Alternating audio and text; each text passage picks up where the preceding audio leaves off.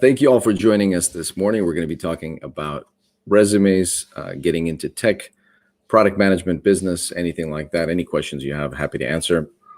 It's been a while since we did these live streams, but I hope now to be back on Saturdays, 9 a.m. Pacific. So please join us there if you're just seeing this in a recorded stream.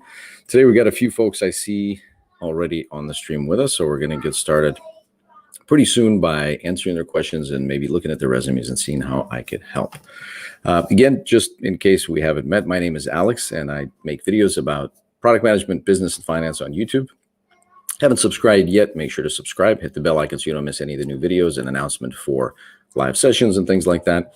I like to do resume reviews and talk about how to get into tech, discuss any kind of career questions. If you hear kids in the background, then I apologize. I think that's the best that we can do under the circumstances. So having said that, let me just start introducing some guests. I see Sergio, you're first in line. Sergio, give me a thumbs up if you're good to go. I'm going to start to bring you in here. All right, that looks good. Let me try to add you in here. Sergio, can you hear us? I can hear you. Can you? Perfect. Yes, that's good. Today all right, awesome. We were able to get this going right away. No technical problems. I'm impressed. I've been away for like a little bit over a month. It seems like everything's been taken care of. So that's the solution. All right, Sergio. So what's going on? What can I help you with? Maybe give us a few minutes introduction and your questions. Sure. So basically, I want to get into product manager. Honestly, I discovered the position itself a few months ago. And since I did, I've been working towards it. The experience that I had before is more as product owner and scrum master for indie game development. And the experience that I had before that is actually content creation and marketing and advertisement. So I feel that I have a mix of skills, and I want to use all of them and combine them into product management. So I guess what I want to know is, based on my profile, how can I improve it? What skills I should work on? What skills I'm lacking? Yeah, sure, Sergio, that's awesome. So actually, before we dive into that, it sounds like you got some pretty interesting experience. Maybe you can share the folks what a Scrum Master, a product owner, and maybe give us a little bit of information about what that's like, and then we can dive into my recommendations. Sure. Yeah. So as Scrum Master, basically what you do is you get the team to use Scrum, which is a framework that has its meetings, its items, its events. So you make sure that the team is following that process. It's not so much as enforcing the process, but making sure that the process works for the team. So always people over processes. Gotcha. And so it's like a project manager, similar to a project manager. You're managing this project, or are you're directing folks, or you're helping them sort of collaborate amongst themselves? Yeah, so that's why I have a mix of Scrum Master, which is like about processes and project management, and then product owner, which is more about identifying where's the value and what should we work on. Right. Which yeah. Which I think that it relates a lot to product management. Definitely. So I've also had to act in various times in my career as both of those roles, and often, in fact, I used to work in gaming a lot, and so I was a producer there and had to act as the product owner and a studio director eventually, and often as the Scrum Master until we were able to build up a team. So I think all those things align very, very well, and it sounds like you do have the prerequisite. I think a lot of the prerequisite skills already, and we'll talk about what you think you may be lacking and what may be worth to invest in. But I'll tell you that's actually, I did games for quite a while, and in gaming, producer role is very similar to a product manager. Yes. And so when you mentioned, you just discovered the role recently and have been reading up about it, it's very similar. So a lot of us sort of discovered we were product managers as we were running businesses or, again, gaming studios or any kind of big organizations. There's a lot of overlap with this product owner, Scrum Master, project manager, plus product owner, someone who's trying to figure out what needs to be done, why it should be done, and trying to organize people towards kind of execution, actually getting it done. So that's kind of the role of product manager. Yeah, and actually, I was going for producer, so I have both interests, right? I have like the gaming industry, and my role would be producer, and I have more like the tech industry, and then my role would be product manager. So those are Yeah. my two interests right now. Yeah, definitely, definitely. Okay. So, and are you thinking, let me ask you this, how much do you still like the gaming space? Um, I still really love it. But the things that I'm interested in multiple things. Hmm. So I love AR. I love like figuring out solutions for creative solutions for things. I also have like like marketing experience a bit because I did advertisement. So Great. I'm also thinking about, okay, how interactive experiences that focus on marketing. So I have a mix of interests that I feel I can work on them being a product manager, and I feel that I will have more tools to work on a different variety of projects. Sure. That's what I like about the role Yeah. versus the gaming, which is more focused, but I still Specialized. like it. Yeah, Right. it's more Yeah. specialized. Yeah. Yeah. I think product managers nowadays, when thinking about generalized versus specialized, I think that generalized is the way to go. Because you sort of become a master of everything in a little bit, right? Like Yeah. you become experienced. You mentioned marketing. That's a big component. A lot of times, a product manager, you have to figure out go to market. How do you promote something? How do your customers discover it? Besides the fact that you're figuring out what you're actually solving, why you're solving it. So, in terms of creative solutions, it's interesting because, in theory, product managers don't really have to come up with a solution as Mm. often as the engineers would be the ones who are coming up with the actual technical solution. But it very much helps the product manager to be creative and think outside the box and figure out kind of innovative ways to maybe approach a solution. So you don't have to, iron it all out. The reason I mention that is because sometimes there is this misconception that product managers have to kind of come up with the actual solution from a technical perspective and figure out all the nuts and bolts, and that's not necessarily so. A big part of your leverage is you're working with a big cross-functional team, hopefully a lot of different folks, including engineers who are very good at the how. Right? You think Yeah. about the what and the why, they think about the how, Of the and how. Yeah. I've kind of walked into that many times myself, where my engineers would tell me, like, "Relax, Alex. We'll figure out the how. You just tell us what we should be focusing on, or help us figure that out." So I think in terms of your interest in having sort of a broad set of interests, leans towards product management.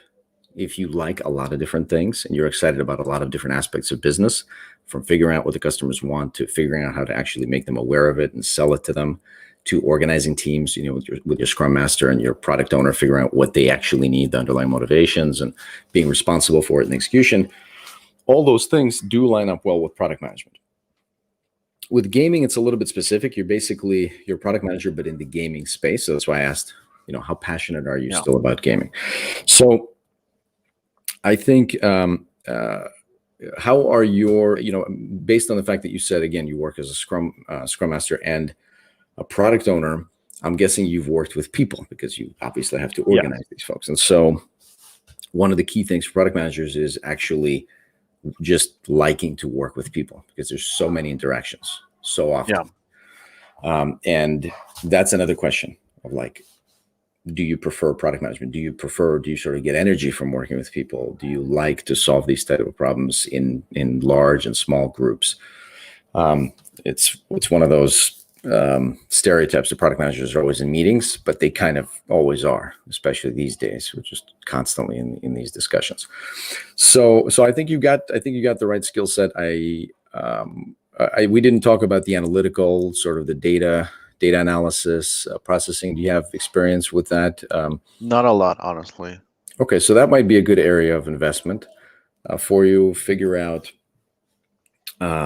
literally data analysis, so SQL, statistics in general, just to get an understanding of how this stuff works, because there is, a big part of the product manager's job, modern product manager working in tech, is leveraging the data and figuring out how to work with data. And a lot of times there's actually too much data. So you have to figure out, okay, what data do you actually need? How do you get it? And how do you work with it? and how do you draw the right conclusions from it. So a lot of times you'll have data scientists and business analysts to help you with this stuff, but it's good for you to understand these things so that you can actually formulate your plan. So this might be an area of investment. Maybe read up on SQL. There's courses online, statistics as well. Basic statistics will be sufficient, right? You're just trying to understand that when a data analyst, or if you yourself give some analysis and you get a result, what does it mean? What does it mean that it's got a certain degree of accuracy? And how do you know if A is better than B? And how do you set up control and experimental groups to make sure that you're actually testing the right thing? So some of those things, it helps to, first of all, learn, and then see if you can kind of dive into the practice on that. By the way, I just want to say hello to the folks in chat. It's good to see a lot of familiar faces. Cyrus, good to see you, my friend. And Hassan says hello. Munawar, hello. Kardiki and Shimon. Shimon, good to see you as well. It's been a while. I'm glad to be doing these things again. Meanwhile, Sergio, I wanted to ask, do you have a resume that you want us to go over today, or do you have any other more specific questions? Should we talk about, you direct, you've got a few more minutes before we move on. So what would you like to do? So yeah, I want to show you my resume, but I guess the main question that I have right now is, since I'm trying to break into product management, I don't know how to do it in the sense of the experience that I have. I feel like I'm a good candidate for a junior position, but then again, I don't know. Let's talk through it. Yeah. So yeah. First of all, I got to say hello to the wife. Look, the wife says hello. Thanks, Yulia. Thanks for joining us. And secondly, Sergio, just based on what you're telling me and the things that you've done, you don't need to break into it. You're basically there. The work that you've done is already a huge part of the product manager's job. So I think that what we have to do, and we'll look at your resume specifically, first of all, you got to lose that chip off the shoulder, right? Thinking about, like, how do I break in? If you've already been working in games, you've done the marketing, you've done the product ownership, which means you figured out what needs to be done and responsible for executing it. You've organized folks through your Scrum Master work. Yeah. So you're there, right? It's not like you're coming in, you have zero experience in it. All of this stuff adds up to 70% of product management, 80% of product management, whatever it is. Now we have to present the resume in such a way where folks can see the impact that you've had and the skills that align with product management's work. Got it. All right. Step zero, of course, is make sure that you, Sergio, understand that you're good to go for product management. You're already there. You don't need to ask permission to get in or not. Or if not, I can give you official product management permission. You can put that on my resume. Yes, Alex says it's totally okay. All right, so I'm going to show you my resume. Let's take a look. Put it on the screen for us, and then we'll dig in. Hello. Thanks for joining us. Application window. Okay. So yeah, I do have experience as product owner and product manager. Right now, I'm working on something else. I'm working as tech support. Mm-hmm. So that's what I'm doing right now. I don't know if you're seeing my screen. Are you seeing my screen? Not yet. So maybe. Oh, yeah, I see it. I just have to bring it up. Like I said, it's been a while. Let me add it to the stream. Okay. All right. I know. Format-wise, this is not. It has some things that you don't recommend having. So I know that. All right. Well, at least you already know that. So that's, we're in a good spot. All right. Let me try to zoom in on this thing. Okay. So, well, all right. You've seen my videos. You know that I'm probably going to ask you to remove the headline on top, but let's read through it while we're here. Aspiring product manager experience, Scrum Master, product owner. Yep, that's good. Game software development makes sense. Familiar development process, concept to post-launch. Yep. Do me a favor, though. This is personal nitpick. Don't capitalize stuff that doesn't need to be capitalized. Like post-launch, there's no need to capitalize it. Agile is fine. Scrum is fine. Got it. And then result-oriented, quick to learn. Okay, so for those of you who have heard me say this before, that stuff, again, you got to put yourself in the perspective of the recruiter or the hiring manager, who's actually going to be looking at this besides you and I and maybe some friends and some colleagues? It's going to be the folks that are screening it. Let's assume that you've got a real person looking at it. They're going to look at it for 5 seconds, and they're going to probably skim that. You only have a few lines up there, so you have a small chance that they will read it, and they'll see that you have Scrum Master and Product Owner experience, but also the fact that you're an aspiring product manager. And interestingly enough, product manager is not capitalized, but Scrum Master and Product Owner is capitalized. That's an interesting subconscious bias there towards respecting those positions, but not so much the product manager. So that's something to look into. But of course, I joke, but You could be taken like that. let's lose it. Let's see what else you've got. So I think you've got published projects. That's great. You got Google Play, Steam, Google Play and App Store, and Google Play. Excellent. I don't think we need to put them necessarily on top. I think we need to weave them into the resume itself. Like, here's what we accomplished. We launched this many users, this much money, whatever it is, rather than on top. Because on top it says published projects. You've got published projects. That's good. I'll give you that one. But I think it could be leveraged more if we put it on the bottom. Also, skills.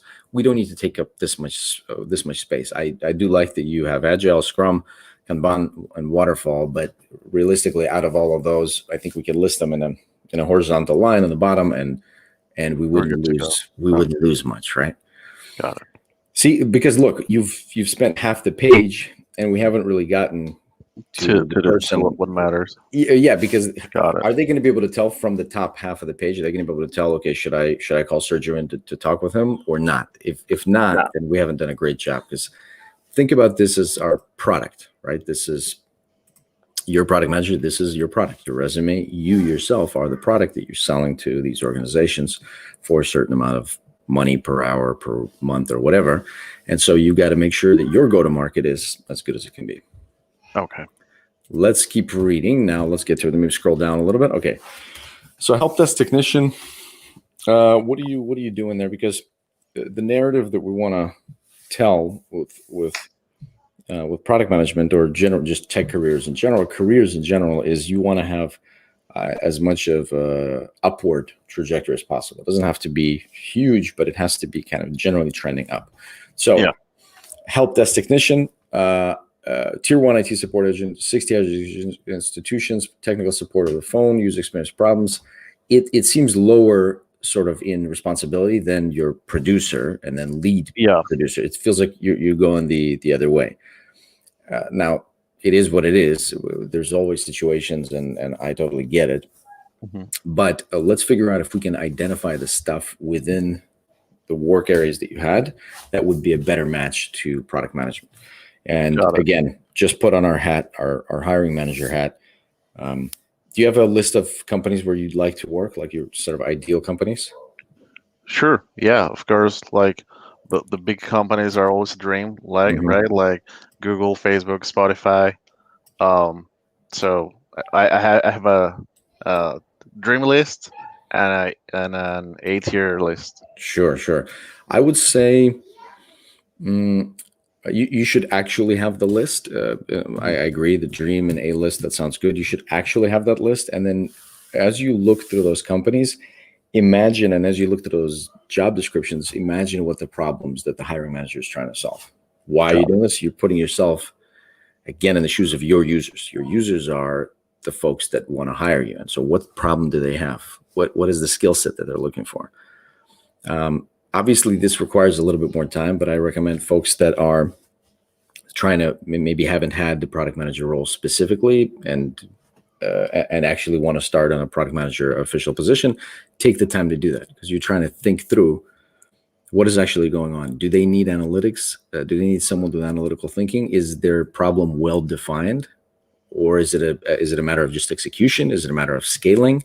What is the problem that they have? Like anytime I post job description, and granted, I might be in the minority here, but I try to specifically write out the things that I need. I need someone with experience with this skill or this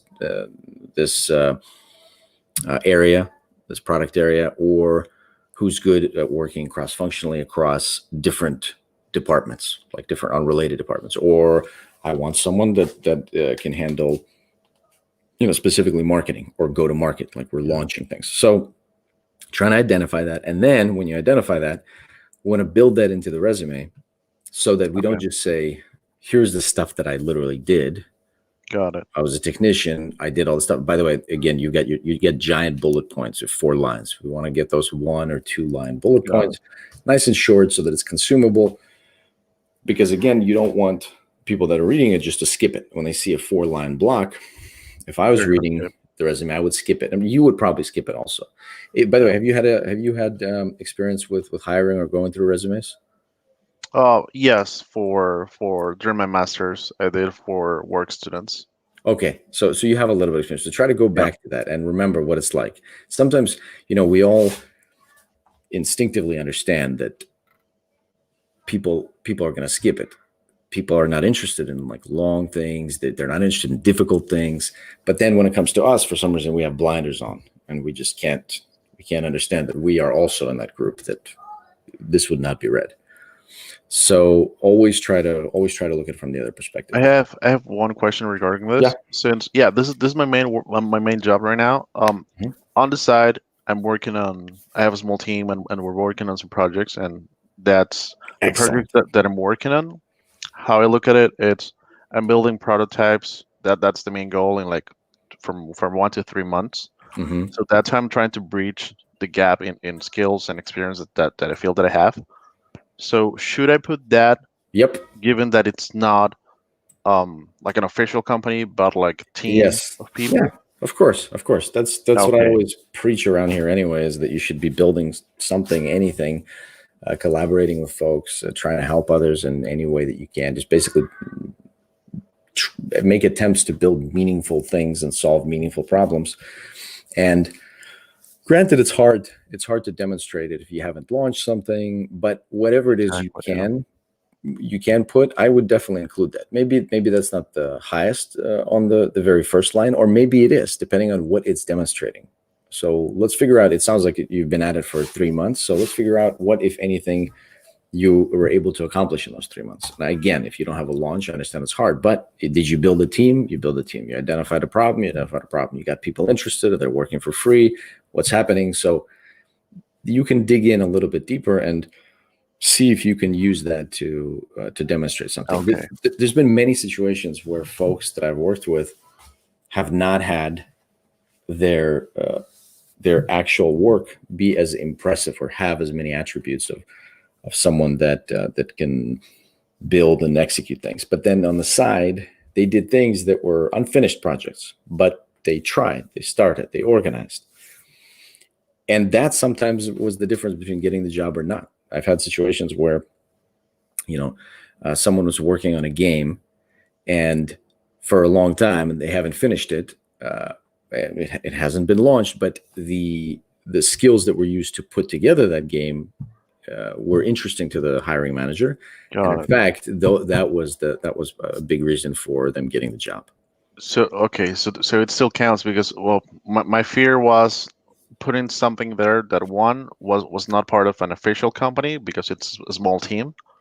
And if I have unfinished projects, I wouldn't want it to reflect negatively on how they see me. Like, okay, you have an unfinished project. Why didn't you finish project? Do you not finish your projects? So that was my fear. But if it counts, no. Yeah, I think you have to weigh the pros and cons. There's always going to be pros and cons and trade-offs to these things. So on the plus side, you're showing that you've got an interest and you've got a full-time job, but you're also building this other thing that you're interested in that you think could be helpful to others.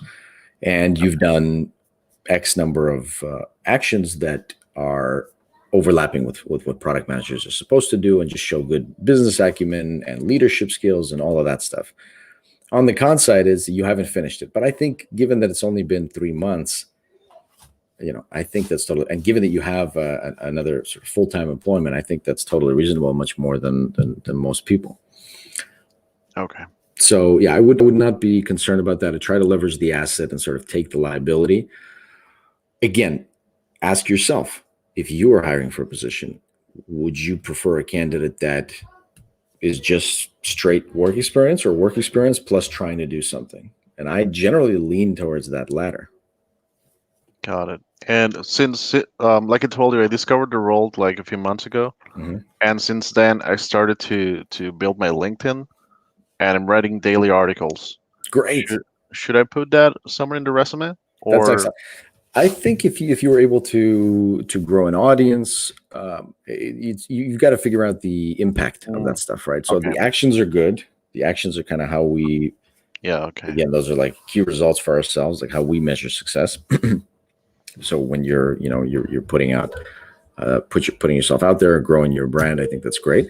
But see if you've generated any impact that you can actually demonstrate on the resume. You might, okay, if not, like if there hasn't been big impact, but you're still proud of the achievement, you can actually just put it somewhere towards got the bottom half where you say publish this many items or something like that. Like you have to find a way to get it into a metric that can be measured.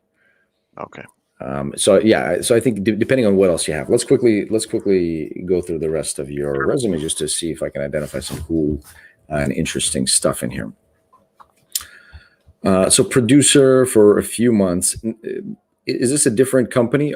Oh, this is Coded Snake. That's the company. yeah, Okay, got it. So it's a different company. Okay, Incendiary Entertainment. I love that name, Incendiary Entertainment. Lead media producer. So intern the entire year and a half, roughly, as an intern. basically I was as an intern.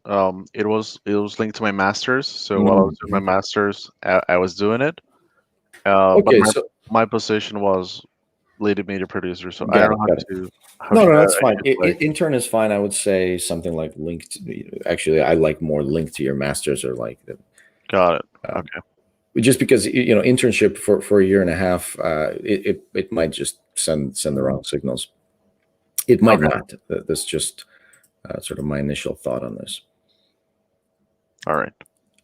Okay, let's keep going here.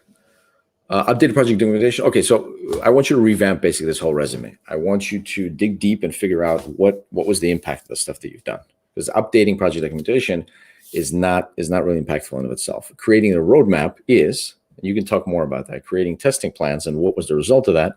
Were you able to deliver a better tested product, less issues, less customer support tickets, faster release schedule, whatever it is?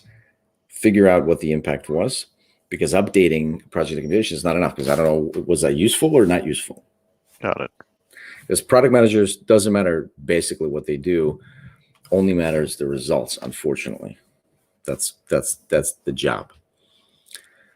High-paced 1 week sprint environment is okay, but figure out what exactly are you trying to tell. What's the story that you're telling me there? Just because you work in this high-paced environment, you gave yourself a bunch of stress. I don't know does that mean you're now better able to handle future stress, or does that mean you still delivered despite the stress? Let's figure out what you're trying to say and then say it, as opposed to Okay. the thing that happened. Rapid prototype creation. As someone in the gaming industry and in business in general, I love that.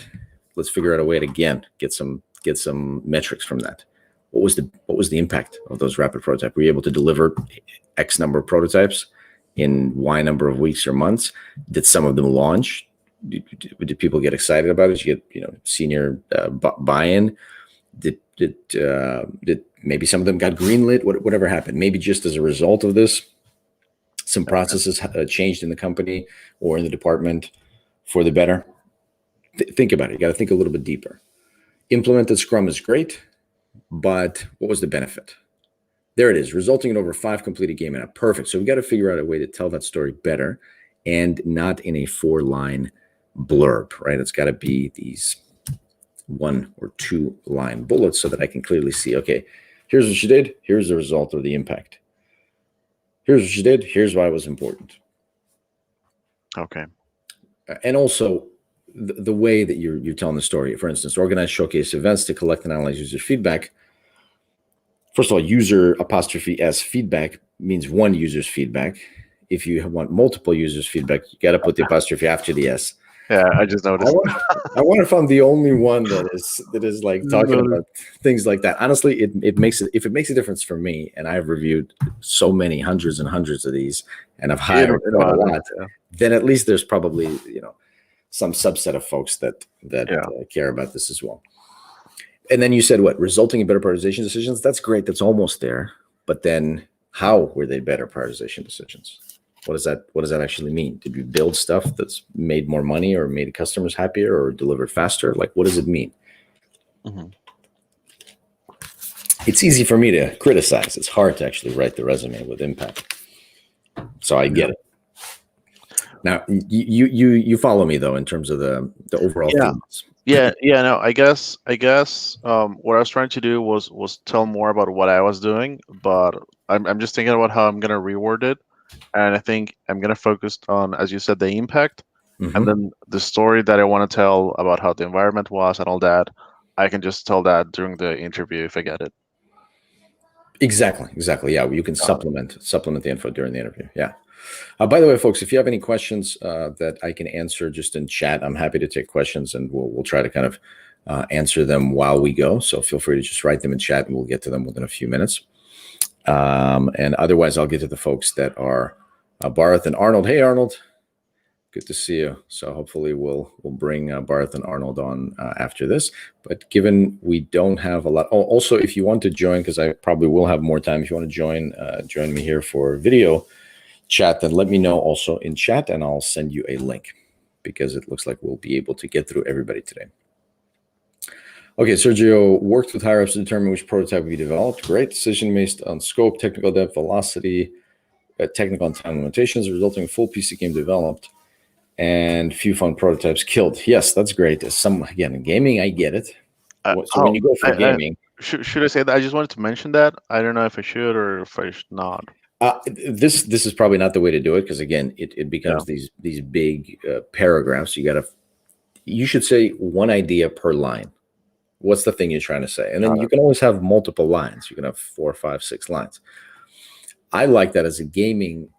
If you were to format it better so that I get it, and you were going into gaming, I like the concept of sort of killing prototypes, because that means you're iterating, you're going through it. So I get it, because I've lived that.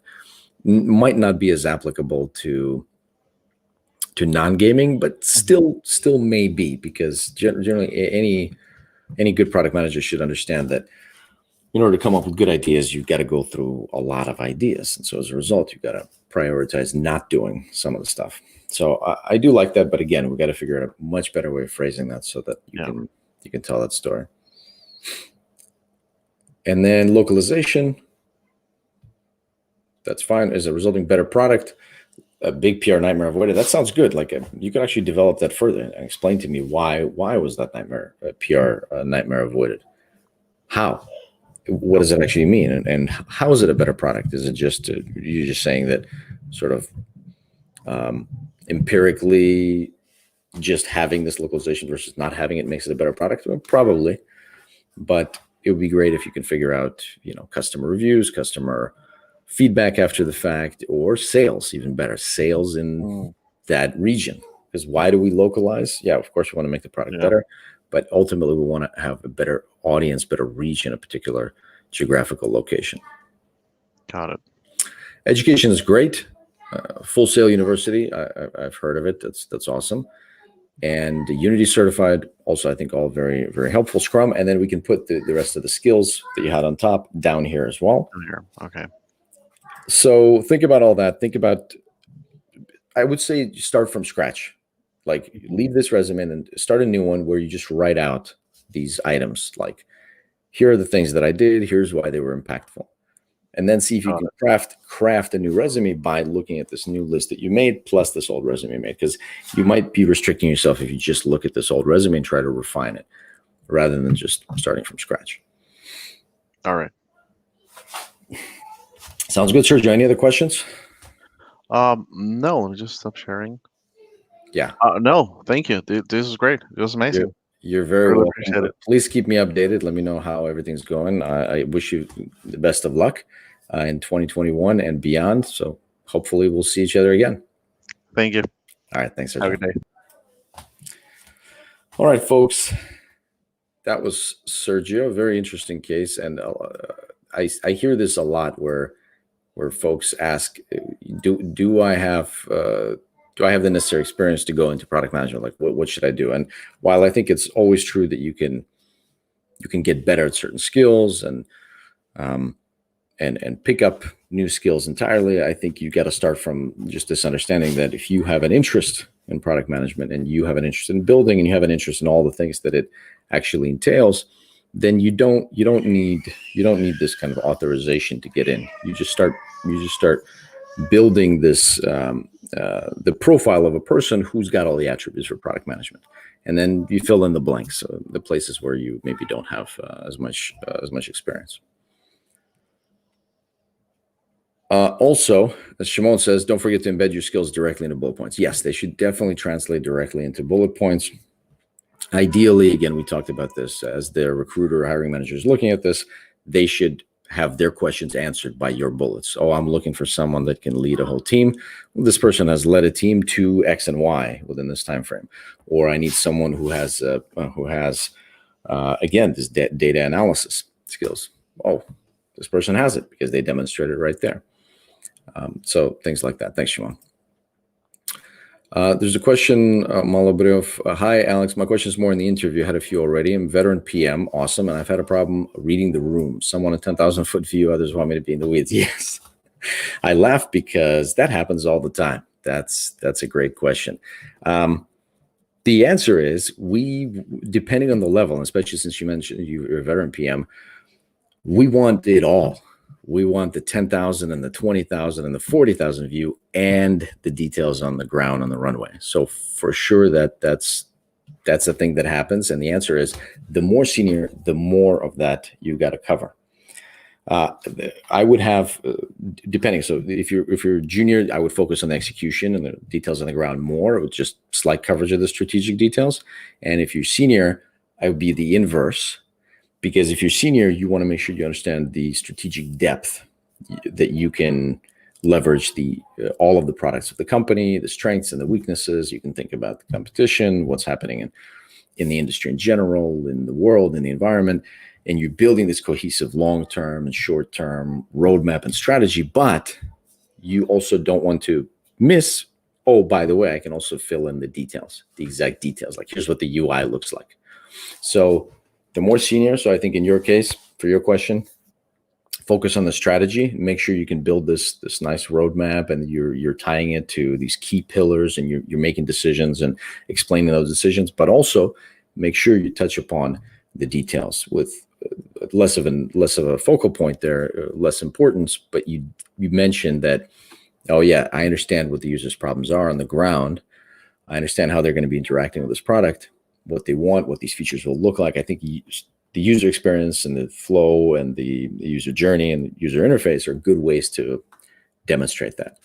So sorry if the answer was do both, but hopefully that's helpful.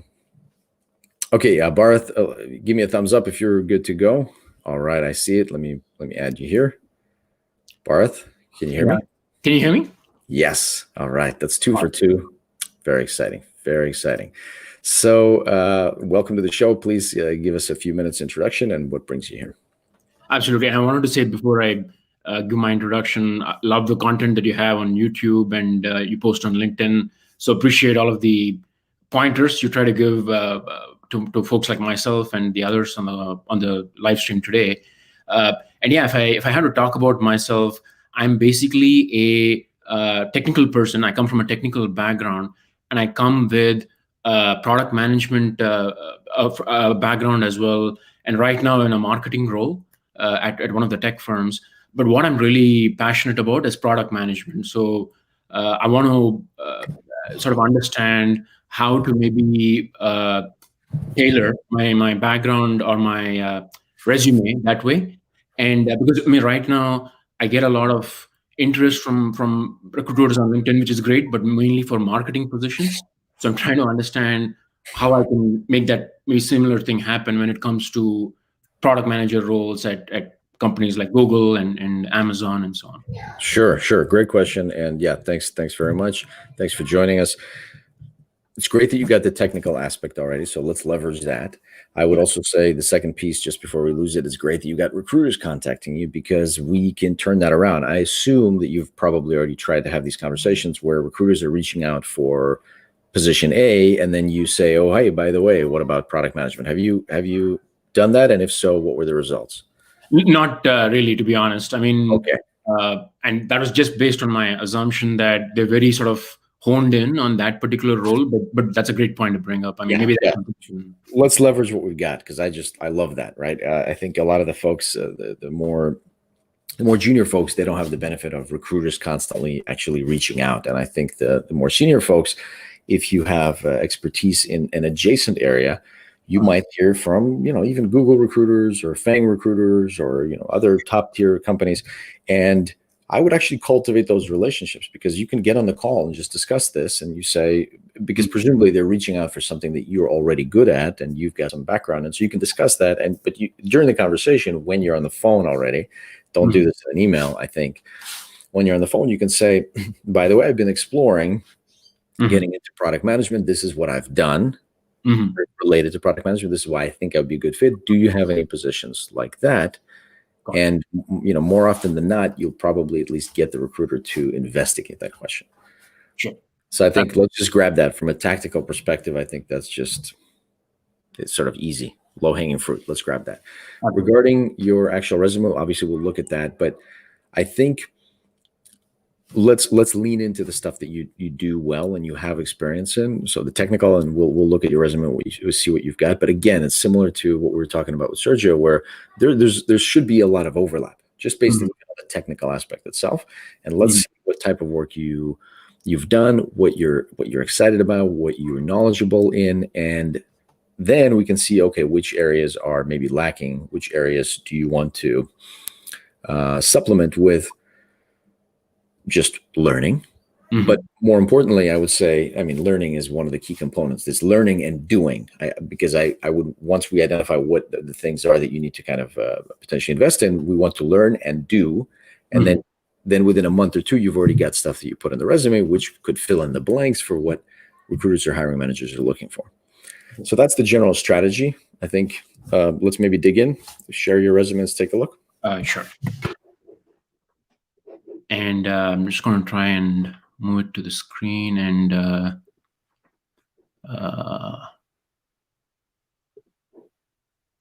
yeah, just share your screen. Hopefully it'll come up here for us. Sure. Folks, also, if you have not hit the like button, make sure to do so, because sometimes we watch, and thank you for being here. I appreciate it. Make sure you also hit the like button. Are you able to see my screen, Alex? Oh, yes, I see it, Barath. Let me add it here. Sure. All right. Okay. I like it. Very good. And you're like entrepreneurial product leader with passion for data. It's interesting. I haven't actually seen it as a title. I don't think you see, immediately, the way I realistically scan resumes is I look at the title, because you actually that is interesting. I haven't seen that before. So I'll take it, but then I skip through that paragraph. So I have effectively I've developed sort of partial blindness. I'll just skip through it. It's very difficult for me. I can stare at it and not read it, which is really weird. But just, after you've just reviewed so many resumes, you just sort of skip and you look for these keywords. You become like this machine that just scans the document. That's why I kind of keep talking about it. But all right, let's read in here actually. UX, engineering sales, okay. Partnership, agile methodology, okay. Launch innovative sales as a service platforms for international clients. Extensive startup expertise, collaborating with partners, field marketing, product management, skills for product launch. Okay, that sounds good, but I don't know that we need that. I think we can tell that in the story within the bullets. Let's see if we can. Again, the same thing with the skills. You might want to call them out if they are these critical tags which reviewers are scanning for. If you know that they're looking for someone that does growth hacking, in fact, that's a thing that sometimes I look for. They're like, okay, there it is. There's growth hacking. Okay, there's a reason to keep reading. So that might be it. Strategic and tactical analysis, customer-focused approach, for instance. Basically, we all should have a customer-focused approach. So that kind of goes without saying. So, and product innovation, I'll give you an example of one candidate that I was interviewing maybe 5 years back, where it was a position which did require creativity and innovation, and we started to talk. It was an interview already. We were talking about what are your strengths, and they gave a strength of creativity. Creativity is a core strength. And I said, oh, and how, what makes you say that? Like, how have you been creative? And then they said something to the extent of, well, I don't have anything off the top of my head, which is funny because, of course, you're either creative or you're not. Like, what are you telling me? You're creative, but you don't have an episode of you being creative, and you can't think of it on the spot. So what I'm saying here is you've got product innovation listed. I would rather just see that as a bullet point of things that you've innovated to sell more, to achieve more, to help more, whatever it is, as opposed to just the words product innovation. Got it. All right, experience. IBM data, awesome. Pragmatic marketing certified senior, I don't know what WW, what was WW? Worldwide, okay, product marketing manager. Played a key role, turning around a foreign business unit, grew revenue 50%. Beautiful. Q&Q, defining. So Q&Q is, again, this might be a nit, but quarter-on-quarter growth is tricky. If the thing that you're selling is cyclical already, then I could grow my revenue from Q3 to Q4 50% every year just by doing nothing. If there's just sales, so be careful with that. I'd see if you can extrapolate that back down to annual growth rate, or again, that you can. That's just a relatively minor point, but it does something, especially those of that work with commerce and retail and these type of things. We're very sensitive to these type of statements. Defining go-to-market strategy, user journey mapping, personas. Those are good, but I still see. I don't know what this business is. I don't know what you're selling. It's an underperformed business unit. You grew revenue. So basically, that whole bullet point, it says that you were able to turn around and grow revenue by 50%. I don't know that you need so much text for that statement. If the statement that you're saying is, I had an impact, and it's a good statement. It's strong numbers, and that's the type of stuff, quite honestly, that we want to see in resumes. Once we see that, I would want to say, yes, please call this candidate out. I'd like to talk to them. And then during the conversation, I will say, hey, what is this 50%? Can you tell me about that? And then, of course, that's the second piece of it. Is if you can tell me a good story that makes sense, that supports the case. If not, then I know that maybe that's I'm not as certain in that. But I see just bird's eye view. I see already a lot of numbers, which is something I want to see in a resume. Bullet points they're not too long. It'd be great to see more one-liners, but I see dollars, I see percent, I see numbers. So I'm excited. Like I would continue to scan through the resume. And even more, I think that behooves us to remove the top area, because we could get faster, or at least tighten it, so that you're saying the key points that you want to say, but you're not wasting a third of the page. So I can get right into figuring out this impact that you've had. Earned Excellence Award, Champion Culture Shift. Okay. That's great. That is great. But I wonder what this culture shift was. It would be good to understand, like, okay, how did you win this excellence award? That sounds interesting. And I want to know how you improved collaboration with all these cross-functional folks, but there's not enough there for me to actually understand what you did. I see the result, which is good. You got that. I think it works there. But it on the one hand, it piques my interest. On the other hand, if I keep seeing statements like that where I don't exactly know what you did, then that might perhaps give me a negative flag. One question on that, Alex. I mean, would your recommendation then be to kind of flesh that out in that statement, or maybe reword it, or what would your thoughts there?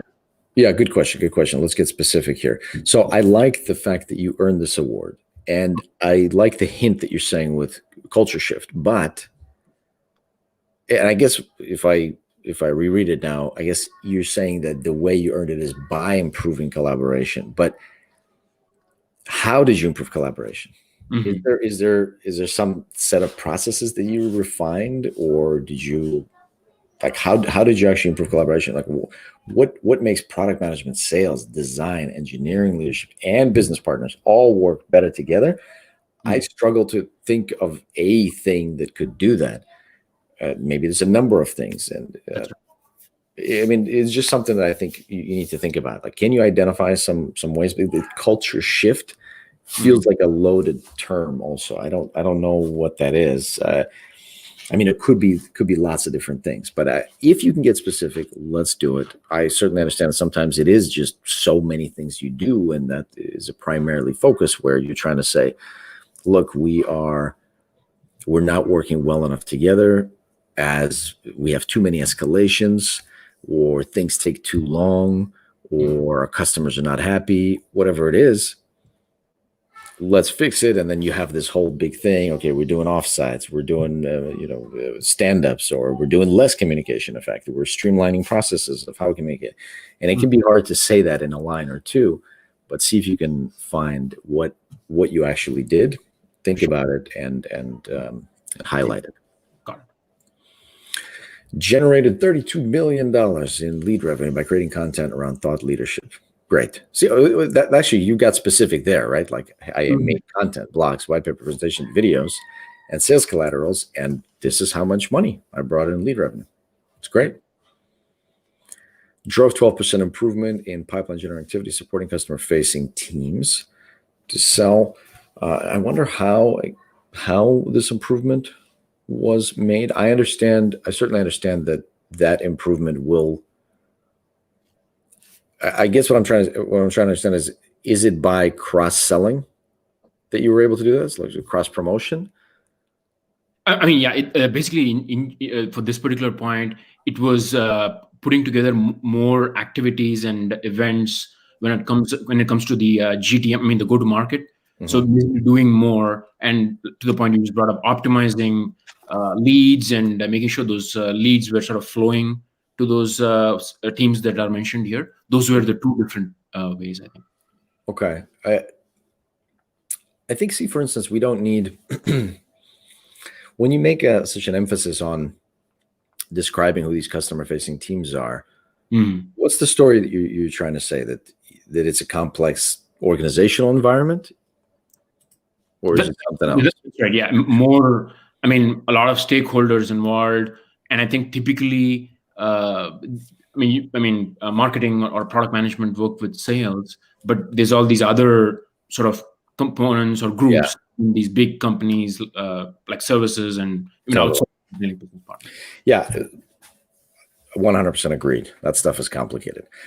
I would just say, I like this resume, by the way, so far. I think it's great. When you are demonstrating a certain point, such as I work with organizational complexity, I eat that stuff for breakfast. Mm-hmm. If you say it 7 times, that might be over the top. So just what I would do is look at your line items and see what's the point that I'm making with each line item. And if you start to see repetition, like I keep saying this, because I've noticed a few times so far, maybe I'm wrong, but so far where I got the sense that, hey, organizational complexity, and that's great. But just make sure you're not saying 17 times unless you're really applying to a position where that's the critical thing. Sure. Makes sense. And do that with the other stuff. Like, what am I saying? I grew sales, like I'm crafty, innovative, I can execute, I can bring people together. Make sure you're demonstrating all of these things. I say often that I actually made a list of action verbs to start each bullet and made sure they're all different and made sure that they're all demonstrating different attributes of the product manager's skill set. Analytical, leadership, communication, collaboration, innovation, creativity, and the verbs themselves would already hint toward that direction. So sometimes you don't even have to read the resume. You just sort of scan the verbs and you already get a sense of, okay, this person has a good general range of attributes that the PM needs. Mm-hmm. Something to think about. Sure. Built and grew virtual community 10x within 6 months by continuous delivery, authentic content stories. Great. Yeah. I think that's wonderful. Improved customer engagement 300% year over year by successfully planning and leading groups nurture program for customer base. So is that just basically sort of watching out for churn, right? Is that the nurture program? I mean, this was more around from a strategic perspective, keeping those lines of communication with customers open, because especially for, analysts, when they go to these customers on a yearly basis, you want to make sure that these customers are happy and they can talk positively about your products. So that was what this was. I see. I see. Okay. Okay. That's maybe that's not as clear, and I would see if you can fill that into one line, Got it. because you got a lot of two lines, and maybe it'd be nice to like the slightly less impactful, like directly impactful things. I like that you've got numbers everywhere, right? Like even for something as customer engagement. By the way, though I don't exactly know what that is in context. Uh-huh. If you are like that story made sense. The analyst comes in once a year. We want the customer to already have this sort of a positive understanding of the company. But what does that mean in terms of engagement? Does that mean like I actually struggle to understand what exactly that means? So unpack that a little bit if you can. Because traditionally engagement is like engagement with a product. So now they're literally engaging, what is that, 3 times more or 4 times more? If you grew it 300%, they're engaging 3 times more with us. Like that means that they're having 3 times more sessions with us. But what is that an indicator of? Because the product is, actually, I still don't know exactly what the product is. That's the other thing. It's hard for me to put things into context. Sure. So as I'm reading things, I'll have a definition of engagement that might be a different thing depending on what you're actually selling or what service you're providing. Yeah, maybe engagement here, like I was maybe explaining, it's just better to talk about engagement with analysts or maybe some sort of version of that. So it's like a part of the sales cycle. I mean, it's a little bit outside of that, to be honest. It's more of these engagements that our customers have with analysts. So I guess I do see your point. It's not coming across clearly in that. Let's think about it. I certainly like the numbers, and let's see if we can tighten that up. Sure. Messaging content variety of audience, from engineers to C-level leadership, customers to explain complex technical concepts, is solid understanding business drivers, data technology. Good. So that's the GTM stuff, right? It's more of the the technical linking those technical capabilities more to customer benefits. I mean, just typical stuff that maybe marketing does. I see. So messaging content, just again, a variety of audience here, engineers. So this is internal, but also customers, external. And then what was the result of that? Yeah, that was one I really couldn't put numbers around. It's more qualitative to the point you put. Okay. So maybe even like how many projects did you support? Like how many pieces of content or messaging did you draft? Because that's a big piece. Or like how many people used it? It'd be, again, an ideal case. We want to not just demonstrate that you have participated in messaging and content efforts, but that you know how to do it for effect.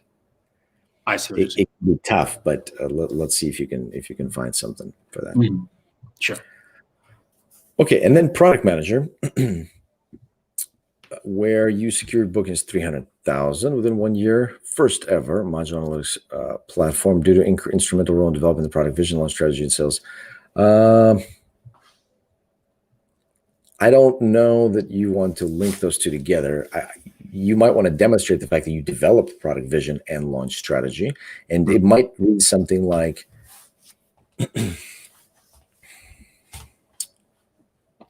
again, I don't know what the company does. It's a modular analytics platform. So for what? Analytics for what? Yeah, this was really a company that was not it was not a tech company. That was the gist of it.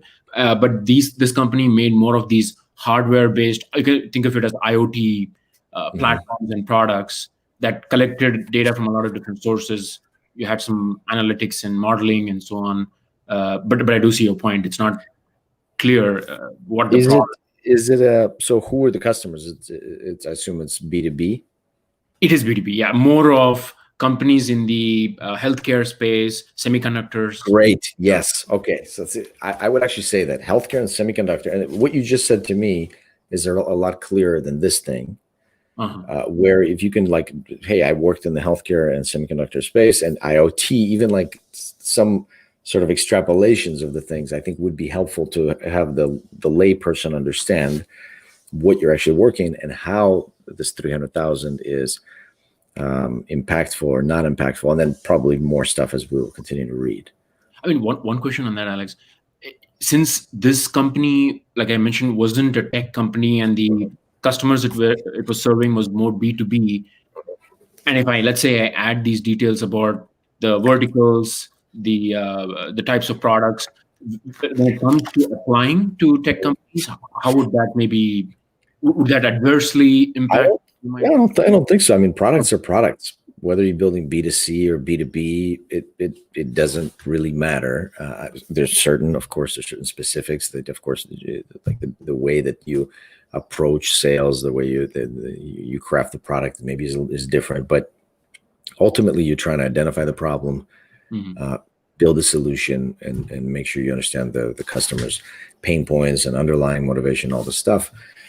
So I think that's good. Like a variety of industries, nowadays, again, we want generalists. And so you've worked in a variety of industries. I think that could go in your favor. Now, sometimes there might not be a reason to actually identify the industries itself. But I think, at least for me, when I'm reading this, because you got me interested with the metrics, I want to get a better understanding. I want to maybe spend 30 seconds rather than 7 seconds reading the resume. So if I do that, will it help me to understand, to put things into context of, okay, you secured bookings of 300,000. So maybe that's actually enough, but maybe I'll want to know more. So this one, again, definitely has pros and cons. You're trying to disambiguate stuff. So you're trying to reduce the confusion. So you might want to try different things. Like this is one approach. And if you go in with this one, then maybe just simplify it and cut it up, because I don't want you to put in, you're telling me 3 things in this one line item is that, okay, this first ever product that I worked on and we launched it and it was successful and I secured this much in 300,000. But here's why I did it, because I actually built out the product vision and I developed the launch strategy and the Salesforce readiness, which it's a whole bunch of problems or aspects of the work that you're demonstrating. So my takeaway is a little confusing. So if you want to maybe break that up, like first ever product, help book 300,000.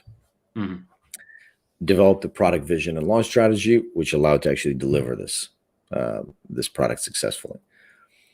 Or maybe you could talk about product vision, launch strategy in other bullets, so that you're not overloading them.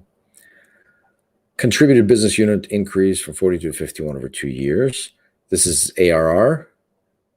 Yeah, this is more of overall business, including, the transactional revenue. This wasn't a true SaaS product. It was more of these one-time deals that customers made with so just a total revenue. Okay. By creating overall plan to access customer needs, interviews, field trials from product development, and to enhance existing products. Okay.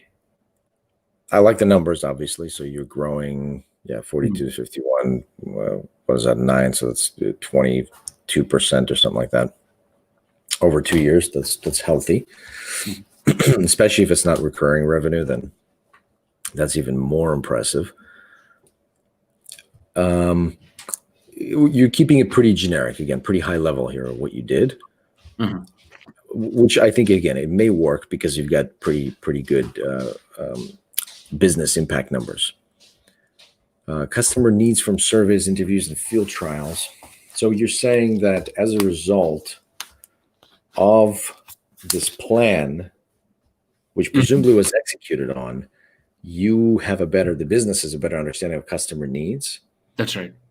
And therefore, we were able to build better products. Yes. Okay, so I wonder, how does that actually translate? So when we are developing something, when we're enhancing a product, we maybe uncover user needs that we did not know that we had, or maybe we make something more usable, or put in features that did not exist in our plan because we didn't understand this particular edge case. So maybe I feel like I have to take a few sort of logical steps in order to get to that. That may be okay, because you maybe you're trying to keep it broad here. See if you can brainstorm around how you can actually unpack how it was that new information from users led to the discovery of these edge cases, or this many features, or ultimately, this product, I don't know what the metrics were, but is it some sort of usage metrics, or is it a better discovery of the pricing specific or requirements? Or because I feel like a step could be added to there. Like, yes, I talk to more customers. It's like, step one, we have this thing. Step two, I don't know. Step three, profit. It's great, but I think it could be a little bit better. Maybe not, though. Like, again, I really like holistically this resume, because we always have to remember that the point of the resume, as I frequently say, is just to get the call back to the interview. It's not to get the job. And so you've got a lot of stuff in here that would make me interested to talk to you, and then continue the conversation. We can kind of go from there. Sure. So let's keep that in mind as well. Okay. Grew sales by $2 million over 5 years. So this piece is a little bit confusing, because we've got 300,000, 9 million, and 2 million. Yeah. To be honest, this was something, this particular bullet was something I was struggling with, because I didn't, there's definitely some amount of overlap there that you definitely noticed as well. And, but at the same time, I was sort of maybe not including some quantifiable numbers. I see. But to be honest, yeah, this bullet was something I was sort of struggling with whether to include or not, because of the points you just brought up. So you might be alluding to this sort of personal impact versus business impact. And if that's the case, then you can try to call those out separately. So like the overall business unit grew from 42 to 51. And then these initiatives that I had rolled up into them, and I was the owner on this initiative. But I think you're right. There is a little inconsistency between which one do you want to talk about? Do you want to say that you contributed to this 9 million, or do you want to say that you owned this 2 million? Right. Maybe you can say both, right? I contributed to this, but I owned this, and that's how I got the 2 million. But notice you've got roadmaps and documents and requirements again. Right. That goes into my previous point, which is you make sure you're not talking about things multiple times. You're not sort of overstating it. You've made your point. You've made a roadmap for a complicated product. It resulted in revenue or success. Great. I got it. Now give me other aspects of product management attributes that you're exhibiting. Makes sense. Trained and oversaw 3 product marketing managers, content writers, direct reporting line. Great. So perfect. You've got management experience. That's a good touch there. Planned and led programs successfully deliver group's first turnkey for 1 million application from the ground up by leading cross-functional team in a matrix organization. I mean, this was very project-based, which maybe ties into that 2 million that I was talking about. Yeah. Like we need to understand like what's the hierarchy of all this stuff. I think it's good. Again, the matrix organization bit is, if you're trying to talk to me about organizational complexity, then don't overstate the point. I don't think you need to say it 6 times. Got it. Say other stuff instead. Let's figure out a way to demonstrate other aspects of the PM. Increase customer retention 5x by conducting regular check-in, quarterly strategic reviews, drive adoption, satisfaction, reduce churn, ensure alignment with business objectives. So did you? Yeah, I would be interested in that one, because 5x customer retention, that's incredible, obviously. And is this an annual retention rate or monthly, or like what is this? I mean, more on the annual basis, and really this was around, like you could probably see more of these personal outreach efforts to customers, and getting or providing them visibility into the product roadmap, giving insight into what their requirements are. So it was more of that kind of one-on-one basis, more or less. So I think let's put in, whenever we talk about retention rate, I think think it makes sense to put in some sort of definition, time-based, right? Because it's all your 1 year retention is not going to be the same as your 1 month and 1 day retention. And obviously different businesses are different, but you might want to put that in there just to qualify, hey, I 5X the annual. That's believable if you're going to do these check-in calls and strategic reviews. You might want to say specifically, like, did you literally do these check-in calls? If so, how many more did you do? Did you conduct 3X more check-in calls to improve the retention 5X? That might tell a better story. Sure. Won first place, pitch competition through thorough market validation, lean principles to guide design process, financial model projections, value 2.5. That's great. I think that's awesome. Maybe tighten it up. Like, I like that the startup value at $2.5 million. Maybe bring that in closer to the beginning of that line. So I understand. Look, you won first place, but also this is valued. It's a multiple million valuation. B2C. I think that's fine. Tighten it up, right? So that you leave just the stuff that you want me to take away. Sure.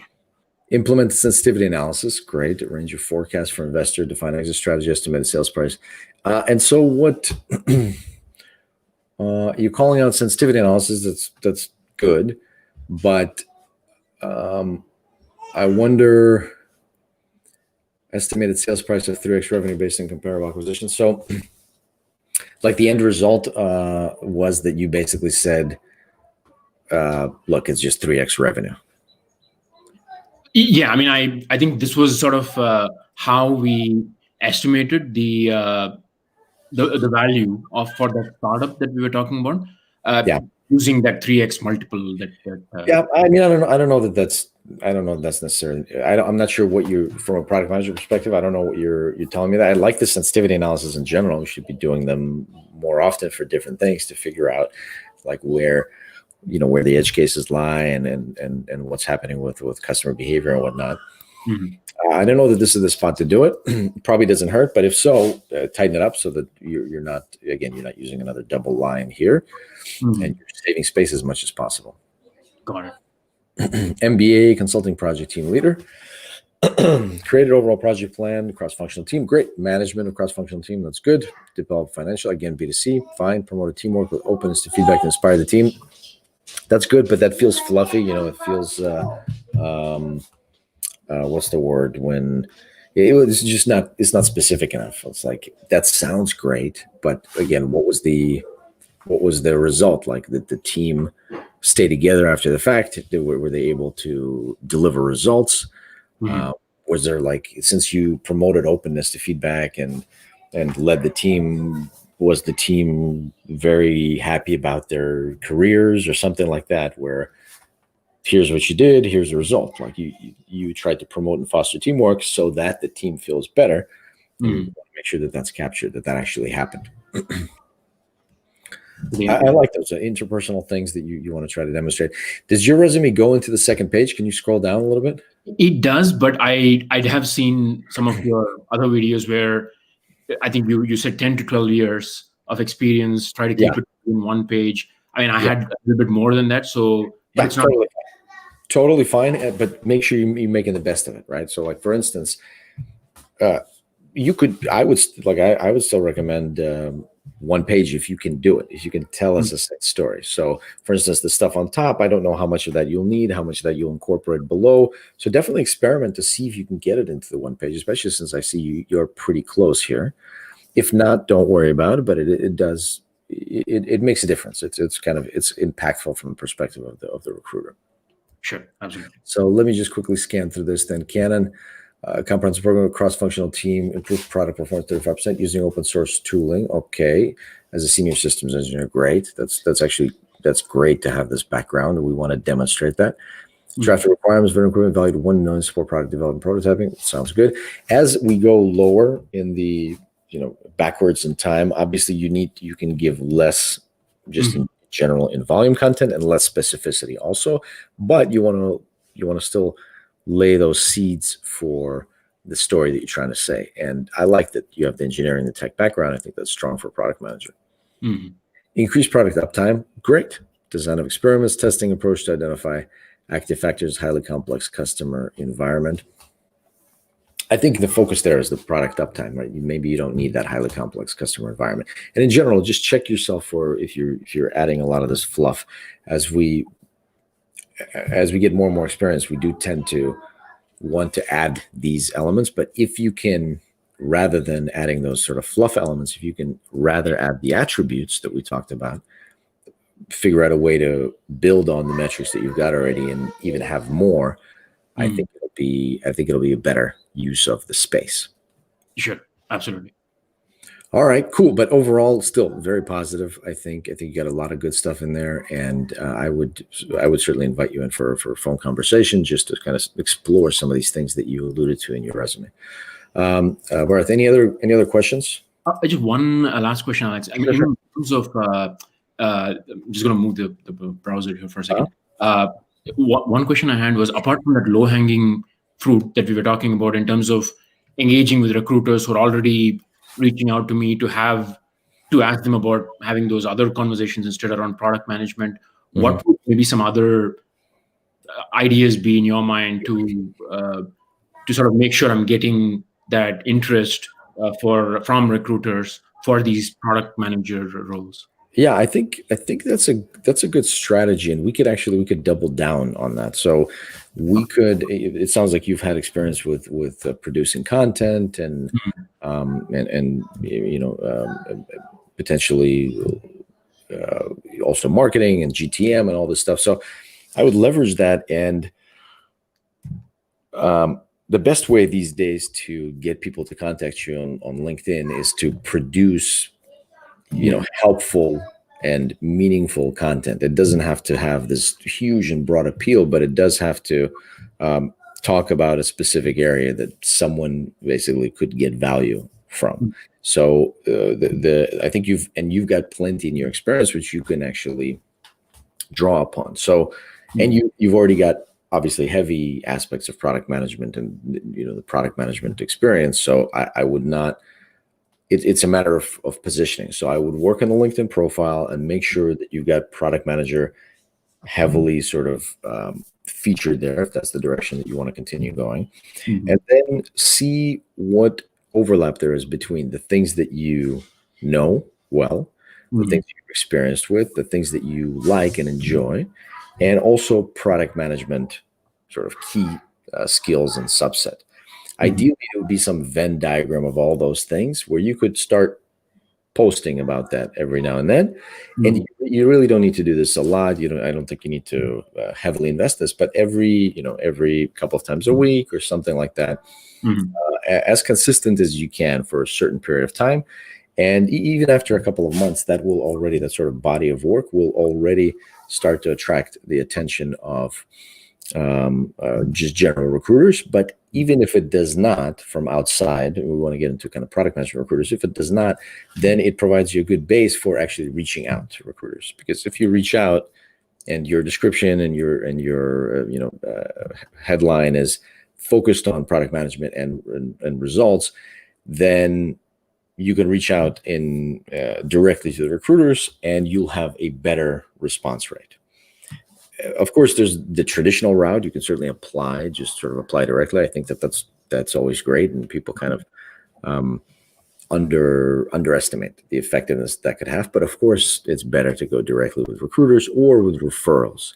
The other thing that you can go in is as you expand your network and as you become more useful for different folks, and don't worry if it takes some time, you will grow your network. And so you might have access to other companies. And so you should have your list of companies that you'd like to work with. We just talked about this in the earlier conversation.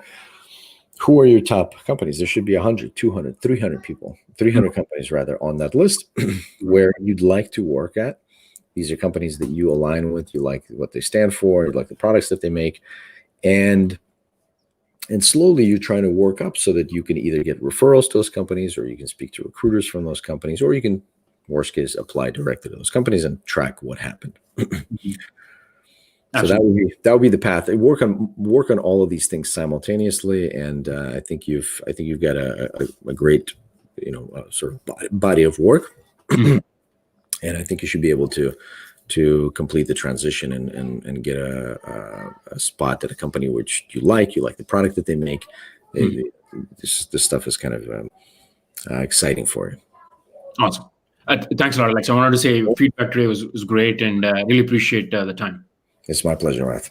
Good luck. Thank you. Take care. All right, folks. Arnold, looks like you're still on the call. I'm going to bring you in just a moment. Let me just see what's going on in chat.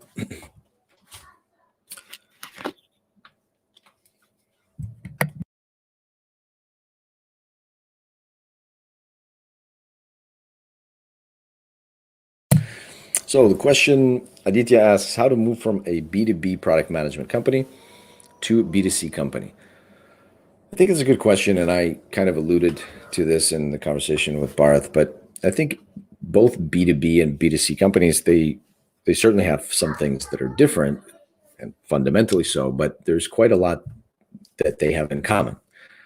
So the key is, I think, to identify those elements that they have in common. So you still have to figure out what the problem is. You still have to figure out what the pain points are. You still have to figure out who the users are, what they're behaving, what their behavior is like, what they need, what their underlying motivations are. And whether that's a big, giant company, a small business, or an individual, that process is the same. You're trying to put yourself in their position. You're trying to understand, to kind of empathize, trying to understand what the struggles are, make a list of them, figure out what the potential solutions could be. And so in that respect, you want to identify the things. If you're literally trying to move from a B2B background to a B2C, I would not even think of that as a big movement, because product management should be a very generalized, and especially as we go forward in the years to come, it's going to be even more generalized, because we just need to solve the user's problems in an effective way. And things are getting very, very complex and complicated, and will continue to get even more so. So if you're specifically targeting a role that's B2C exclusively, and a lot of the big companies kind of do both B2C and B2B, so either way, that would be an asset. But if you're targeting specifically B2C and your experience has all been B2B, then I would try to do two things. Number one, get some experience with B2C. And the easiest way to do that is just to build something yourself, or join someone that's building something for consumers, just for direct users. It doesn't have to be broad at all. I have plenty of videos talking about that, but I recommend just sort of doing a side project. And then the second thing you want to do is you want to have the things in your resume highlight the aspects of a product manager as a role that applies to everything, B2C, B2B, that are these fundamental product manager skills. So, and I wouldn't shy away from the work that was done on B2B, because again, that's usually quality work. It's very, very difficult to do it successfully, and that should be leveraged. So think of it more as an asset. And think of it rather than a B2B, a B2C, think of it as just solving problems for different sets of users. And how can you leverage the experience that you've had to these new situations, wherever they are. So treat it as an asset rather than a liability. But that's an important point, that I think it behooves product managers today to basically get experience working for businesses and for customers. So you get a feel for both, and you can leverage both when you're building new products. Okay, Arnold, you ready to come on and have a conversation? Give me a thumbs up. Good to go. Let's do it. Arnold, can you hear me? Hey, I can. Can you hear me? Hey, all right. It's good to see you again. Happy New Year. Great. Same to you. How are you What's doing? been going on? How are you? I'm good. Nothing much. The last time we had a conversation, I said I was gonna, work on my resume, but school got in the way. So, yeah, but I've worked on it now, and so I want to get some feedback on it. Sure. Yeah, happy to get into it. So Yeah, tell me. Just for the people on the call, just to say again, I'm not from a tech background, and I'm more from the energy side, trying to break into tech. And my interests have kind of swayed. I was initially interested in product management, but I want to leave that a couple years down the line, I want to try to get into strategy and operations, or associate financial analyst in the meantime. And then I want to try to launch a product this year. And then after that, I could begin to look into product management, because I feel I'll be better prepared at that time. I like it. Good. All right. And you mentioned that you're graduating this year? Yeah, May. I'll be done. Excellent. With May. Perfect. All right. Cool. So I like how you're really planning the stuff in advance. You're very proactive. It's good to see. Do you have a draft or resume that you want us to go over? Yeah, I do. I need to share my screen, right? Yeah, go for it. Meanwhile, I see Mehmet asks, curious of Malagraf's question. So I did answer it earlier on, Mehmet, about whether you take a more 10,000s or broad view, a strategic view, or a very like in the weeds view. And my answer to that, and just to summarize, was that the more senior you are, the more you want to focus on strategic aspects and weave that long-term roadmap and explain how the different assets and liabilities of the companies can work in unison to deliver results. But also you want to pay attention to the details. You want to show that you're able to work on the small stuff as well. And if you're more junior, it's the inverse. You mainly want to focus on the execution and ironing out the details with a small focus on strategy. So hopefully that sums it up. Arnold, okay, I see you shared it. Let's take a look. All right. Okay, so we got your master's and your bachelor's, and you got awards there. Number 1, that's always good to see. Number 1 of 197. Full fellowship, great.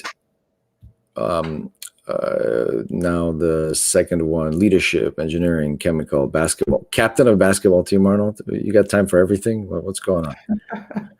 Society of Chemical Engineers. Awards, great. So, well, you've heard me talk about this top part of the resume, but this is actually effective. Like, especially if you are recently coming off of an educational career, or you're still in the middle of it, then it certainly makes sense to put it on top. Strong GPAs, big sort of impactful awards and distinctions are good, I think. So actually, I feel like this is a good use of the top header.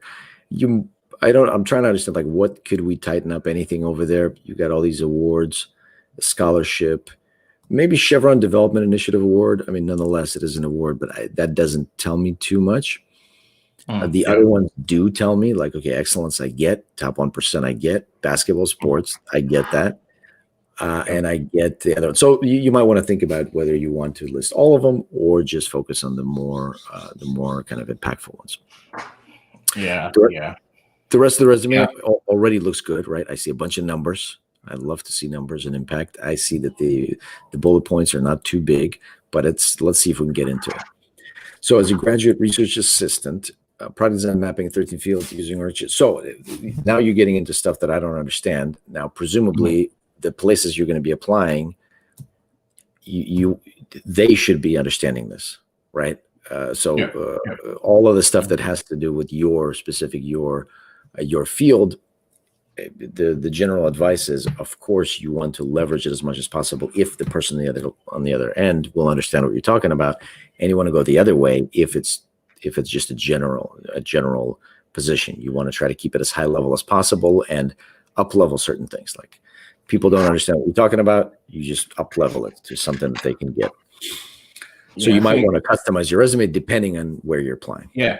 I think at the moment right now for tech, I'm looking at kind of renewable energy groups in, like, Google, Microsoft, Amazon, things like that. Because everyone's trying to move into renewable energy. So I'm looking specifically at those groups at tech. Okay, so reading this as a complete layman here, senior managing including principal investigating analyst, building improving storage. So X number of tons. I don't know what that means. 47%. That does put it in perspective. So I do like that. But again, I not knowing about the business and the industry, it's hard for me to say anything about that. The 47% though, it's good that you put it in there so you can put it in perspective for folks that don't follow along. Sure. Strategize economic financial modeling of CO2, enhanced oil carbon analysis reservoirs, 474 cities, providing solutions to reduce industrial CO2 emission 36%. Great. 45Q tax credit. Again, you get very specific, right? Where nobody outside of the industry will understand that. I understand what that means, of course, but I don't know the exact, the exact element. Research 10,000. How do you research 10,000 oil fields? That already sounds interesting, right? Like what? So presumably you've analyzed certain, just basically analytics about them, right? Sensitivity analysis, screening process to break down. Yeah. So you're looking for something specific, but you have to research a bunch of fields to find the ones that meet your criteria. So anyone that doesn't meet it, kind of just toss it to the side. Wow. Just the fact that there's tens of thousands of oil fields. I got a buddy in the space, and he was telling me as he's flying over some of these areas, it's just so abundant. I mean, it's crazy. Forecast prices, tax rate for climate change, utilize sensitivity analysis, screening process, breakdown oil fields from 247 to 5. So what does that mean? So you got 10,000 oil fields, and what is the 247 to 5? Where does that come in? So from 10,000, broke it down to 247, and then from 247, broke it down to 5 to conduct financial modeling on it. That's kind of what I understood. That's kind of what I understood, but you may want to specify that a little bit clearer. But again, like all of this stuff, that whole thing is strong only insofar as you're going for that exact domain. Yeah. If you're going for tech, broader tech with the focus of renewable, you got to figure out a way to up level that more. Obviously, the story that you're saying is you're going towards minimizing emissions.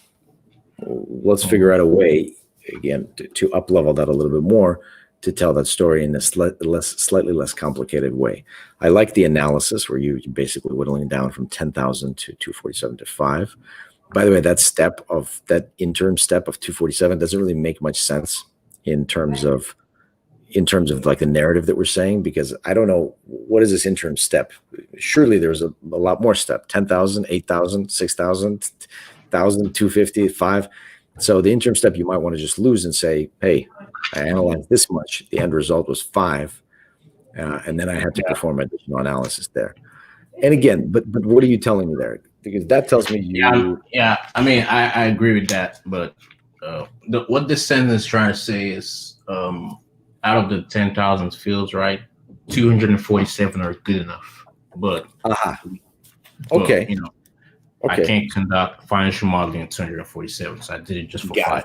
Okay, so that's good. So let's figure out a way to say that, because then you basically broke down 10,000 to 247, like candidates, your top candidates, or acceptable candidates, and then you selected 5 of them and performed deeper analysis, financial analysis.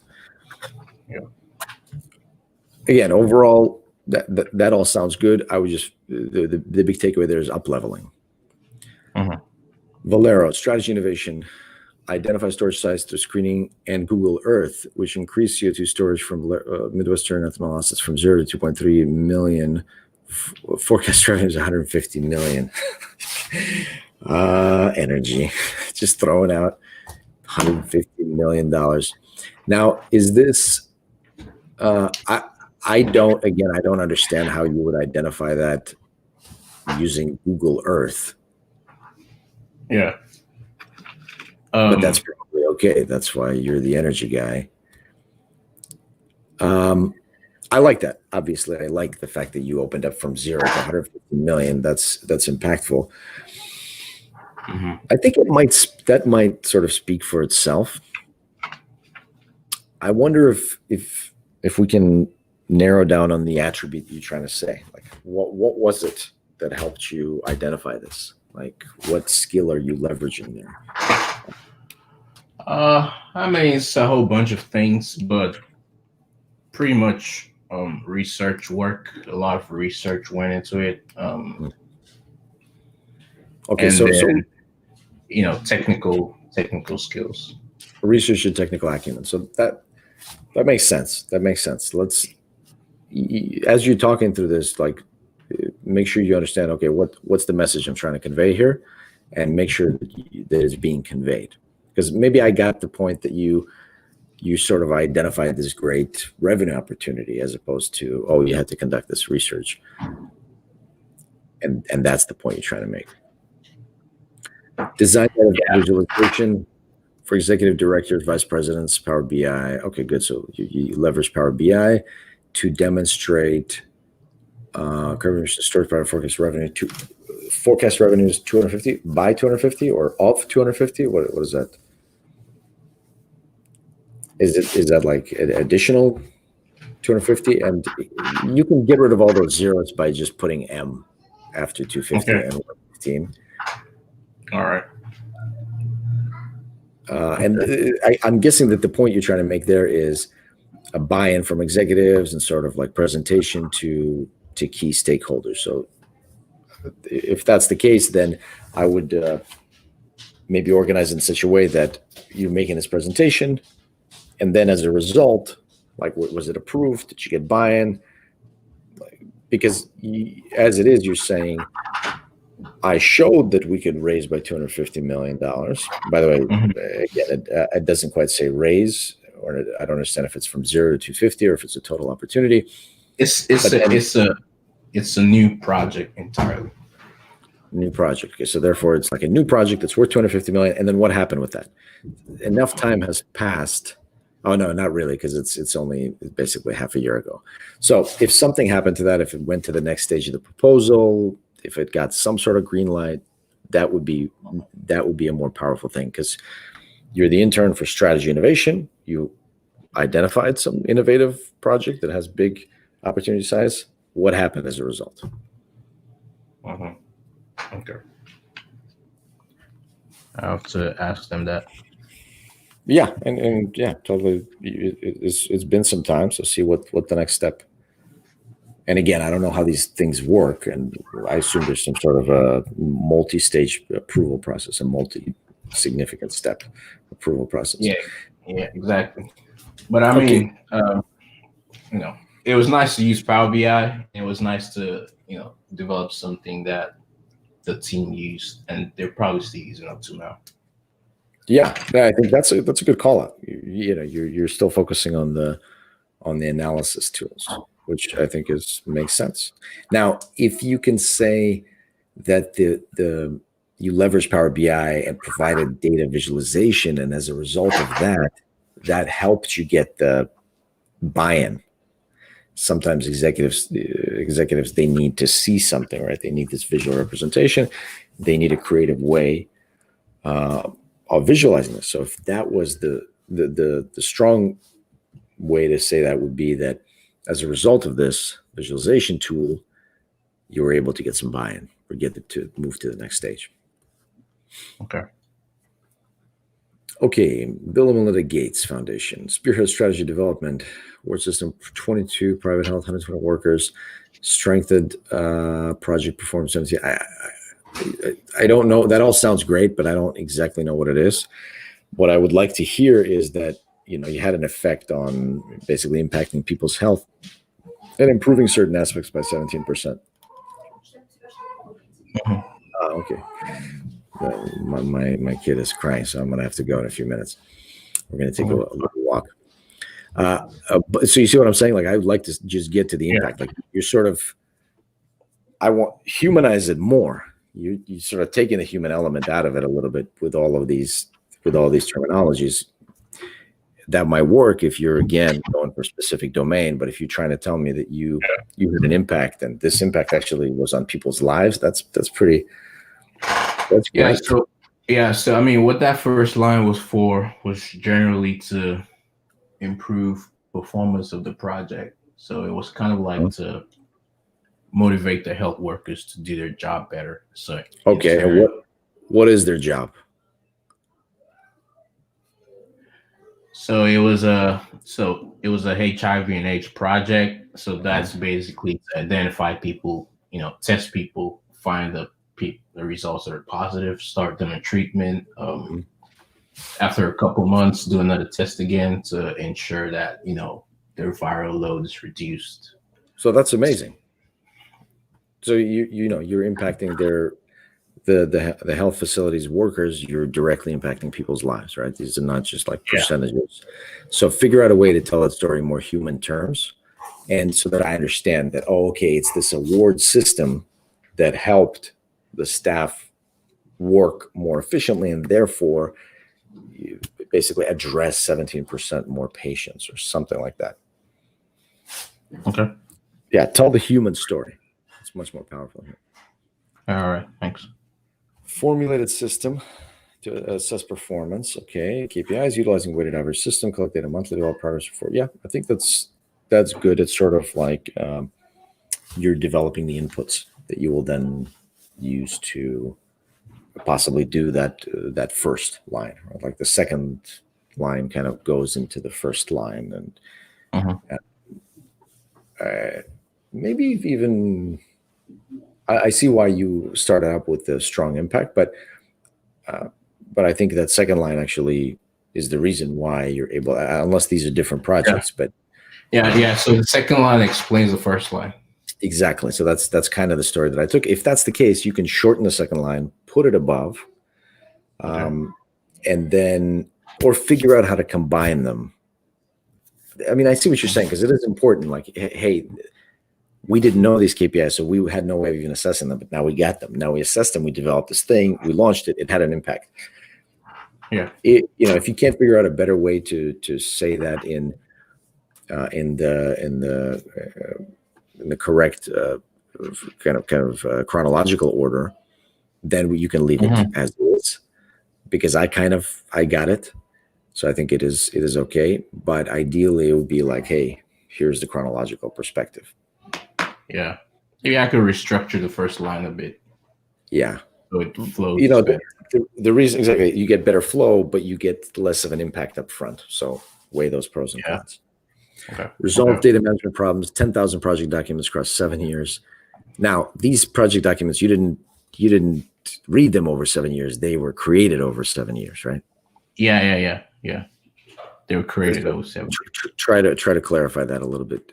Like these like multi-year assets or collateral that or documentation that exists. So you created a data management system, strengthening immunization operation by 41% across 6 states. Wow. Yeah, that's strong. Open MRS integration, 22 for manual reporting, digital system, leading training, A+ team members, automate process, and reduce 94% errors reduced by 94% the errors for 48 computers. So in these 22 hospitals, there were 48 computers. Yes, so we bought 2 each. We had to, and I had train team members, go there, install it, teach the designated health workers how to use them, and also kind of like measure and monitor what they were doing over a couple of months and try to fix errors. Okay, and these errors, what do they lead to? Like, what does it mean to have an error there? So that just means that you're reporting data falsely. Okay. So false data. Okay. So false data. Yeah. Okay. I like the reduction. 94% reduction is strong in errors. I just maybe want to understand how significant these errors are. Like false reporting that has an impact, sort of has an obvious impact, but maybe you want to actually spell it out. Like, as a result, like, okay, this error rate is 94% down, means that we make less mistakes in treatment or something like that. Dude, figure out a way to. I don't want you to go beyond 2 lines, but at the same time, I think driving. Although you have already plenty of actual like human impact over here, and in fact, your whole resume is very. It's got a lot of like human impact. You're starting out from health, then you're going into energy in terms of going renewable. So I think it's very strong. Yeah, great. Opportunity to save 15 million. Okay, 15 million yearly. Zarama slug catcher. I have no idea what that is. Yeah, it's all engineering stuff. That's pretty much that's pretty much just to separate like gas from like condensates. Oh my goodness. This section is oil and gas. Okay. Yeah, obviously that no one will understand that unless you're in oil and gas. Yeah. The impact is strong. Again, 15 million. See if you can up level this for the more general one. Up level, like what am I doing? Is this optimization, reduction of waste? Like what is this thing? Yeah. And then optimization. Yeah, there you go. Design, develop robust vessel selection, rating, sizing, a slug max. I love it. 13 types of vessels impacting all the process engineering the company, improve previous tool accuracy. Great. Again, a little bit of up leveling, but the impact, you're solid in all the impact. Gas with ops team, the forecast groups revenue by 36,500. Again, up level, but otherwise look good. Skills look great. Your interest or partying, bars and clubs. No, you lose that, especially during the pandemic. That does not come through well post 2020. Come on, man. Virtual party. That's fine. Virtual partying is okay. Sushi, I'm with you on that one. Music, soccer, basketball, LeBron. That all sounds good. Arnold, looks good, man. To be honest with you, I don't remember last time I had pretty positive sort of recollection of your resume, but this looks really tight. I'd be surprised if you don't get called back. Yeah, this one's a lot. This one's a lot better than the last. Good. The last one, the arrangements were kind of off. I think my skills was kind of at the top. Oh yeah, no, this is much better. I mean, I'm with you. Like again, tighten up that top if you can. If not, that's okay because it's still there's a lot of strong stuff. And then the rest of it, remember to up level for generic and generalized stuff, and then leave it as is for specific stuff where you're not going for a specific industry. Yep. All right, Arnold. You're always I got to get you in here and talk to us about like the oil and gas business. Yeah, you said that the last time. I know, man. All right. Any other questions? Yeah. I mean, so generally, when you're on LinkedIn trying to make connections, who is your target? Are you targeting like leads or senior people or? Yeah, I mean, I have for tech, who's like the head? Who do you talk to? Yeah, so I take the more long-term approach to this, and I always recommend it. And my friends that are way more advanced on LinkedIn and social media in general just preach this as well. You got two paths, like your inbound and your outbound. Your outbound is when you're reaching out. I think it certainly makes sense to target the folks that you're talking about and those that might be interested in the things that you've done. So there's going to be a lot of like overlapping industry focus areas. And I would go broad, both the recruiting side and the sort of the active work, the folks that are working on projects that are similar to what you've done. But that's your outbound. And I with your skill set, I feel like inbound is better. And by inbound means you're generating content, people come to you. I feel like from the experience that we just discussed, you could just deliver value by talking about it. Mm-hmm. There's stuff like I would love to know this, right? I asked you already, come talk to us. And there's stuff and this is extremely lucrative, extremely important issues. And if you understand it and if you enjoy it, right, you have to have some passion around it. You could start to become a place of knowledge and perspective in this niche, right? The oil and gas or healthcare, or even like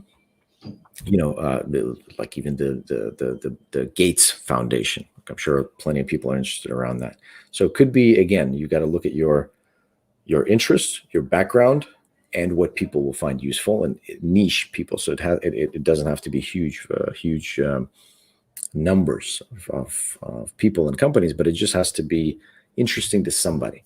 And you start delivering content every now and then in bite-sized. I think LinkedIn is kind of an ideal place for it. And then people will come to you. The recruiters will come to you, and the content that you make should be around the areas where you also want to go. You got to figure out, you got your path planned ahead of how you want to do it. You want to do this, then eventually you want to go to product.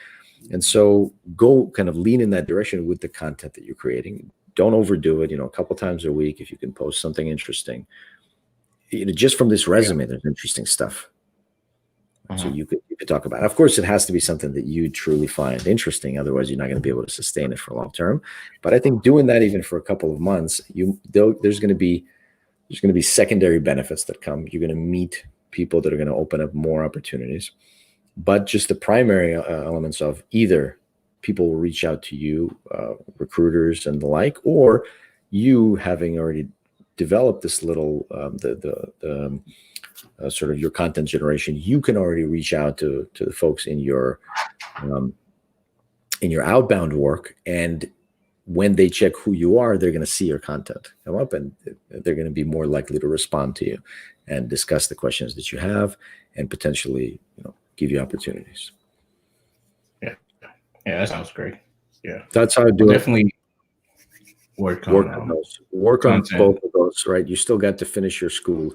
So as always, that probably takes priority. But these things, you got to think about them more long term. Like, don't just think, hey, let me try to secure my next position next month or something like that. Just think more long term, and it's just going to provide you interesting opportunities. So yeah, let me know how all that's going. Keep in touch. Yeah, thank you for your time. I do appreciate it. It's my pleasure, Arnold. Good luck, my friend. Take care. Yeah, thank you. Hey, Sergey, thanks for coming by. Yeah, we're going to probably launch this on YouTube after, and I actually have to wrap up now, but I want to thank you all for being with us. Really appreciate it. It's good to be here again. We're going to do more questions. We're going to do interviews. I'm talking with lots of different folks that are in the industry and tech and product management and beyond. Hopefully those are going to come out in the next several weeks and several months. And in general, you're going to see more content. So if there's any questions, please leave comments down below of what you want to see in future videos, any questions you have, any content you'd like covered.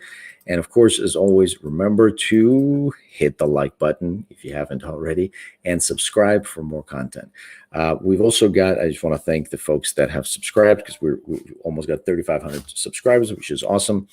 We're going to 5,000, and in 5,000, I hope to get either a Slack channel or a Discord channel where we can have more frequent conversations that can be more accessible. Because sometimes I can't get to all of your LinkedIn questions and emails. I can't respond as easily as I used to be able to do. So thanks everybody for watching, for staying with us.